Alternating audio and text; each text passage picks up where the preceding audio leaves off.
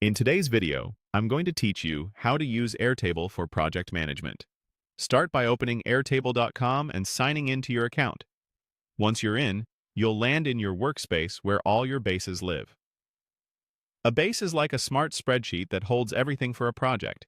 You can create a new base from scratch or save time by choosing a project management template.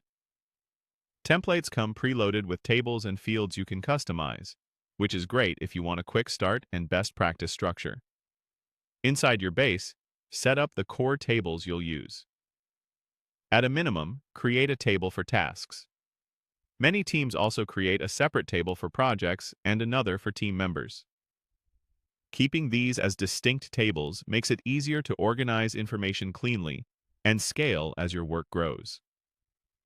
Next, add the fields your team needs to track. Common fields include task name, status, priority, due date, and owner.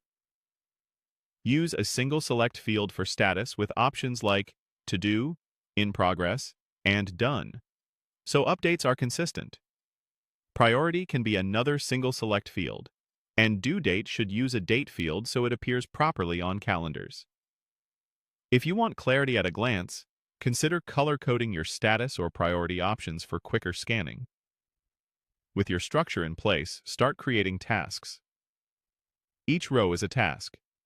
Give it a clear title, pick a status, set a priority, add a due date, and assign it to a team member. The collaborator field is helpful for assignments, and you can add notes to provide context or requirements so nothing gets lost. Use views to make the work easier to navigate. Grid view is perfect for data entry and quick edits.